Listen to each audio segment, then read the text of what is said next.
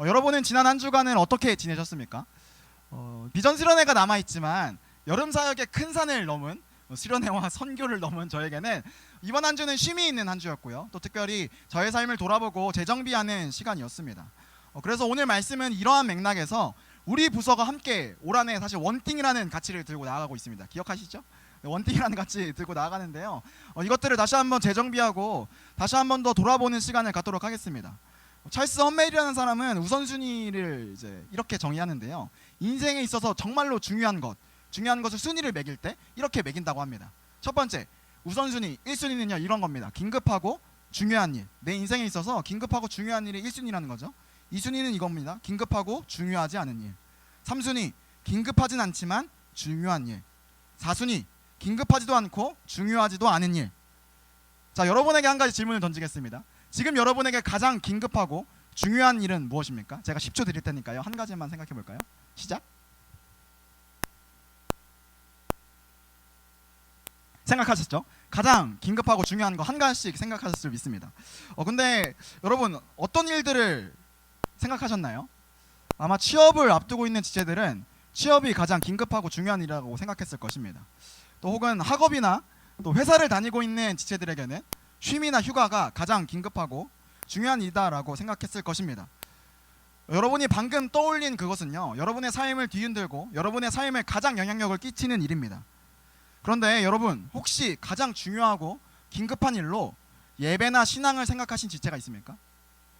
예배를 드리고 있는 지금, 하나님께 예배 드리러 나온 지금 우리는 대부분의 지체들은 예배를 생각하지 않습니다. 신앙을 생각하지 않았을 것입니다. 나의 앞길, 나의 안위, 그것이 예배보다 신앙보다 훨씬 더 앞순위에 있다는 것이죠. 사실 이곳에서 예배를 드리는 우리 모두는요 예수님을 사랑하는 자들입니다. 아멘이십니까? 아멘이시죠? 저와 여러분 모두는 예수님을 사랑하기 때문에 이 자리에 나왔습니다. 이 자리에 있는 모두는요 예수님을 사랑하기 때문에, 사랑하지 않고서는 이 자리에 나오는 것은 쉬운 일은 아닙니다. 다만 우리의 사랑은요 그 사랑의 목적 그리고 그 사랑의 방식이 조금 뒤틀려 있다라는 것이죠. 오늘 본문도 마찬가지입니다. 우리가 읽었던 요한복음 12장의 내용은요 예수님을 사랑했던 세 사람이 나옵니다. 누구냐? 가룟 유다, 마르다, 마리아라는 사람입니다. 그러나 그들은 예수님을 사랑했던 사람이고 예수님을 따라갔던 사람이지만 그들이 예수님을 사랑했던 방식은 조금 다른 것 같습니다.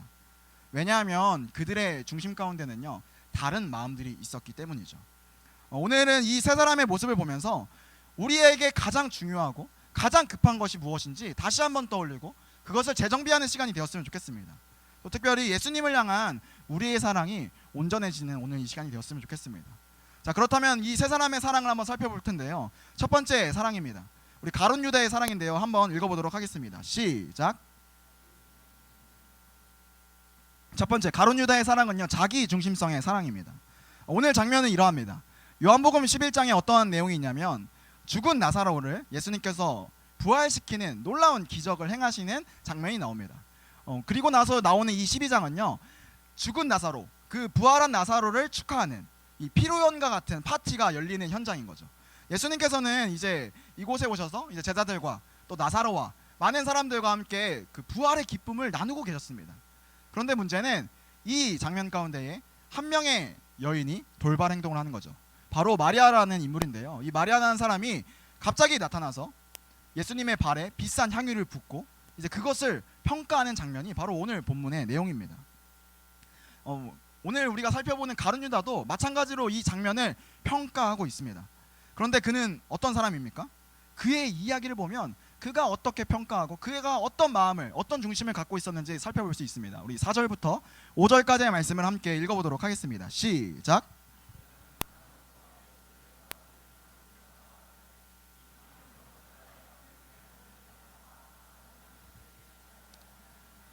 사절과 5절을 보니까 이 마리아의 이 돌발 행동을 보고 가룟 유다의 계산기가 빠르게 돌아갑니다. 가룟 유다가 바로 말하죠. 이건 300데나리온이나 된다. 이 당시 화폐의 그 가치로는요 1데나리온은 노동자의 하루 품삯입니다. 이것을 우리 시대의 돈으로 좀 환전을 하면은 이 정도가 되겠죠. 하루 우리 노동자의 품삯을 10만 원이라고 생각한다면 300데나리온 얼마죠? 3천만 원. 노동자의 1년 연봉이나 되는 가격이 바로 이 비싼 향유의 가격이었다는 것입니다. 그래서 가룟 유다는 이 비싼 향유를 이제 어떻게 보면 낭비했다고 생각합니다. 그래서 말합니다. 아깝다. 이것을 예수님의 발에 흘리는 게 아깝다.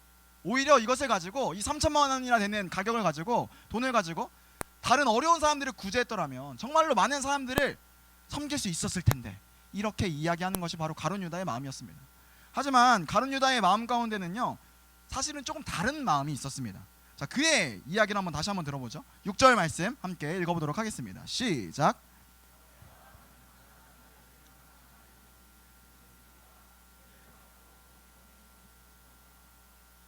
육절을 보니까 그를 어떻게 평가하고 있습니까? 그는 도둑이라, 돈을 맡은 사람이라고 평가하고 있습니다. 그런데 이 가룟 유다는요, 돈을 맡았고 예수님과 제자들의 재정을 관리하는 사람이었지만 그것을 자기 마음대로 훔치는 사람, 도둑이 바로 가룟 유다의 정체성이었습니다. 여러분, 이 장면에서 우리가요, 한 가지 의문을 제시할 수 있는데요, 사실 예수님의 제자들 중에 돈에 일가견이 있는 사람이 한 명 있습니다. 바로 세리 마태입니다. 지금으로 치면 회계사죠. 이 세리 마태가 돈과 재정을 맡지 않습니다. 왜 그랬을까요? 저는 상상해보고 생각을 해보건데 아마도 가룟 유다가 자기의 능력과 자기의 주장으로 어필을 했겠죠. 내가 돈을 맡아야 된다. 내가 이 돈 계산이 빠르니까 내가 맡아야 된다. 이렇게 주장을 해서 아마 그 자리를 따낸 것 같습니다. 여러분, 가룟 유다는 어떠한 사람입니까? 자기 중심성이 강한 사람이었습니다. 자기의 생각, 자기의 성공, 자기의 안위가 훨씬 더 중요한 사람이 바로 가룟 유다였습니다. 여러분, 가룟 유다도 예수님을 사랑했습니다. 그러나 그 사람은, 그 가룟 유다의 사랑은 자기의 성공을 위한 사랑, 자기의 안위와 생각이 훨씬 더 중요한 사랑이었습니다. 여러분, 가룟 유다 똑같이 예수님의 그 기적을 봤습니다. 가룟 유다 똑같이 예수님의 말씀을 들었고요, 나사로의 부활을 체험했습니다. 그런데 그의 인생 가운데 변화가 있습니까? 그의 인생 가운데 변화가 없습니다. 왜 그렇습니까? 그는요, 자기의 생각, 자기의 뜻, 자기의 안위가 자기 삶의 기준이었기 때문입니다. 여러분의 사랑은 혹시 어떠하십니까? 혹시 여러분의 사랑은, 예수님을 향한 사랑은 가룟 유다의 사랑이 아닙니까? 두 번째로 우리가 살펴볼 것은 마르다의 사랑입니다. 우리 마르다의 사랑을 한번 읽어보도록 하겠습니다. 시작. 마르다의 사랑을 한번 읽어보도록 하겠습니다. 시작. 타자 중심성의. 두 번째로 우리가 살펴볼 것은요, 마르다의 사랑인데요, 마르다의 사랑은 타자 중심성의 사랑, 타인을 위한 사랑이었다는 것입니다. 오늘 본문의 2절 말씀 함께 읽어보도록 하겠습니다. 시작.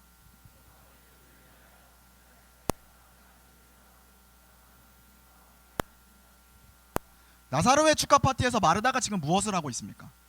일을 하고 있죠. 근데 성경에서 보니까 마르다의 이러한 모습은 이 장면에만 기록된 것은 아닙니다. 우리 누가복음 10장 40절 말씀 함께 읽어보도록 하겠습니다. 시작. 준비하는 일이 많아 마음이 분주한지라 예수께 나아가 이르되 주여, 내 동생이 나 혼자 일하게 두는 것을 생각하지 아니하시나이까. 그를 명하사 나를 도와주라. 누가복음 10장 이 장면은 어떤 장면이냐면, 예수님을 마르다가 집으로 초대합니다. 그리고 나서 이제 예수님을 맞이하는 장면인데요, 이 맞이하는 가운데 마르다가 했던 것은요, 예수님께 음식 대접하고 방 청소하고 예수님을 시중을 드는 그런 여러 가지 분주한 일을 했던 거죠. 그런데 이와 대비되는 한 사람이 있습니다. 그의 동생 마리아는요, 예수님을 만나고 예수님과 대화하고 관계를 갖습니다. 그러니까 마르다가 불평을 하는 거죠. 예수님, 마리아는 왜 아무 일도 안 하지 않습니까? 예수님, 제가 이렇게 열심히 일하는데 왜 마리아는 혼자 예수님과 이야기합니까? 이렇게 불평불만했던 거죠. 그래서 마르다의 마음이 어떠합니까? 준비하는 일이 많아 마음이 분주한 상태인 거죠. 그러자 예수님은 이에 대한 평가로 이렇게 이야기합니다. 우리 41절하고 42절 말씀 함께 읽어보도록 하겠습니다. 시작.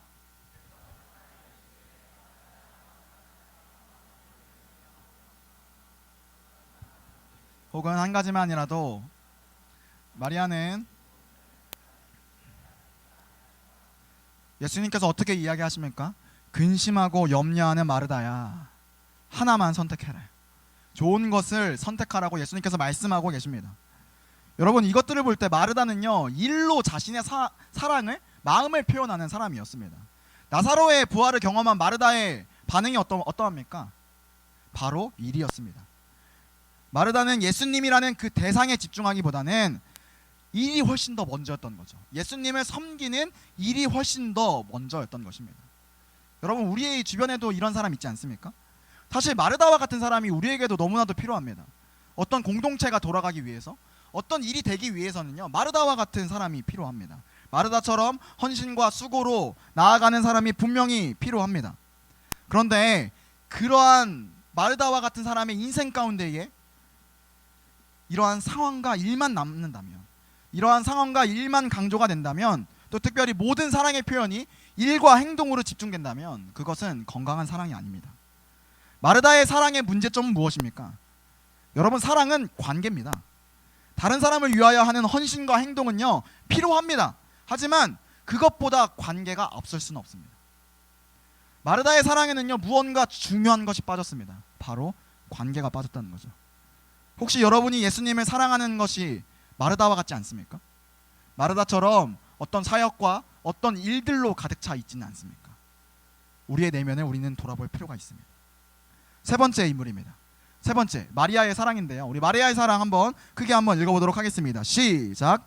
관계에 집중한 사랑. 마리아의 사랑은 바로 관계에 집중한 사랑입니다. 나사로의 부활을 경험한 마리아는요, 예수님께 사랑을 표현합니다. 어떻게 표현하냐? 우리 3절 말씀 함께 읽어보도록 하겠습니다. 3절 말씀 읽겠습니다. 시작. 마리아는 지극히 비싼 향유 곧 순전한 나드 한 근을 가져다가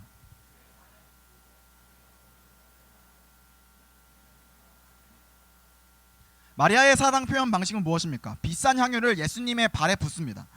앞서 이야기한 것처럼 이 향유는요, 노동자의 1년 품삯에 해당하는 매우 값비싼 향유였습니다. 그리고 중요한 것은 많은 학자들이 말하길 이 당시 여성의 지위로 봤을 때 이 마리아가 치루었던 이 값은요, 자신의 결혼 지참금 혹은 부모님으로부터 얻은 유산이었다는 거죠. 그러니까 결국 마리아의 삶을 유지하고 마리아의 삶 가운데에 또 미래를 준비하는 자금이 바로 이 300데나리온이나 되는 향유였다는 것입니다. 그래서 마리아가요, 이것을 드린 것, 이것을 깨뜨린 것은 너무나도 어려운 결정이었다는 것입니다. 그런데 마리아는요, 어떻게 해서 이러한 결정을 할 수 있었겠습니까? 우리 7절 말씀을 함께 읽어보도록 하겠습니다. 7절을 함께 읽겠습니다. 시작.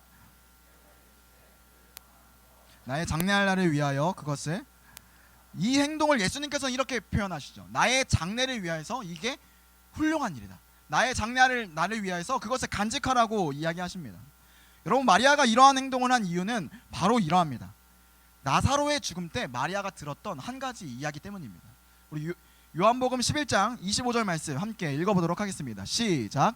예수께서 이르시되 나는 부활이요. 예수님께서 죽은 나사로를 앞에 두고 이렇게 이야기하십니다. 내가 부활이요 생명이다. 마리아는요, 이 얘기를 듣고요, 깨닫습니다.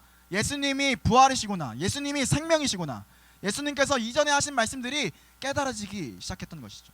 그런데 마리아의 마음 가운데는요, 예수님이 부활이라는 그 기쁨도 있었지만 한편으로는 슬픔도 있었습니다. 그 이유는 이러합니다. 여러분, 부활에 전제되는 것이 딱 한 가지 있습니다. 무엇입니까? 바로 죽음입니다. 죽음이 없는 부활은 있을 수 없습니다.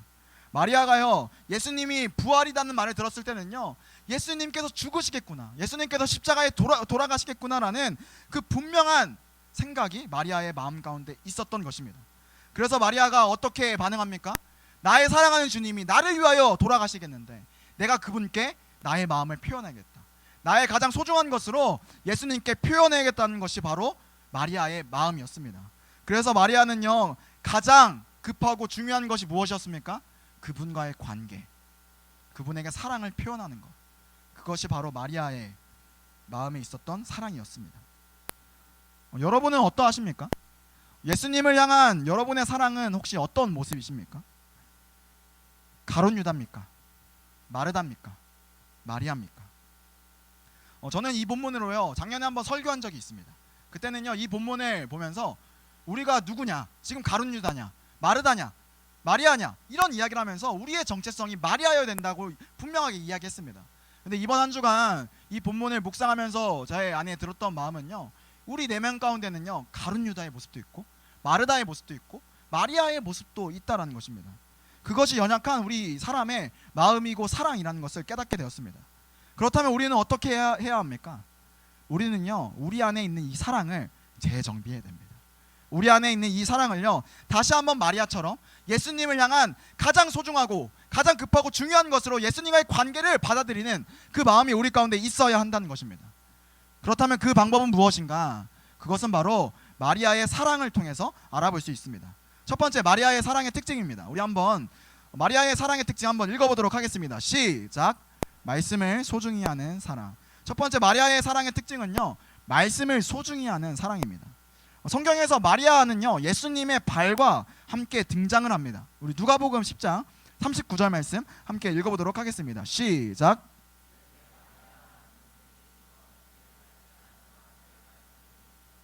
마리아가 지금 예수님의 발치에 앉아 말씀을 듣고 있습니다. 이러한 모습은요, 여기서 그치지 않습니다. 우리 요한복음 11장 32절 말씀 함께 읽어보도록 하겠습니다. 시작.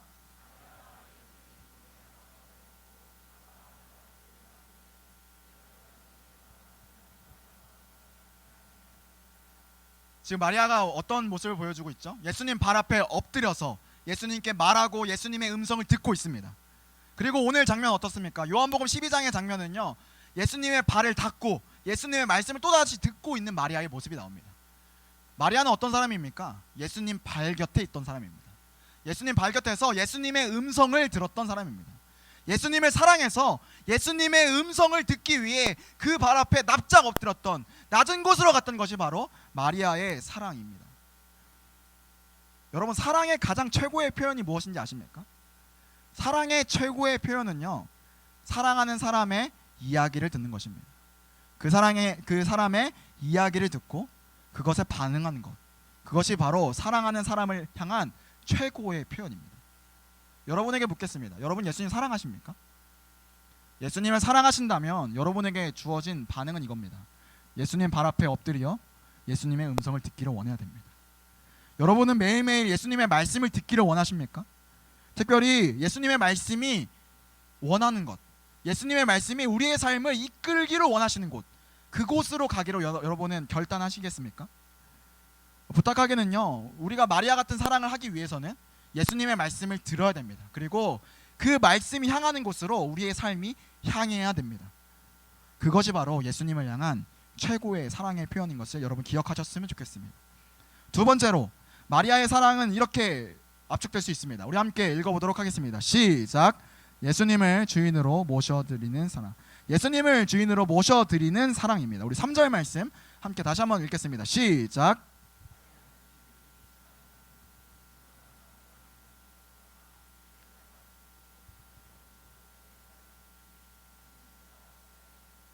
어, 3절을 보니까 좀 특이한 장면이죠. 예수님 발에 향유를 부으면 그냥 부을 것이지 그 향유를 붓고 자신의 머리카락으로 예수님의 발을 닦고 있습니다. 이게 조금 의아한 장면인데요.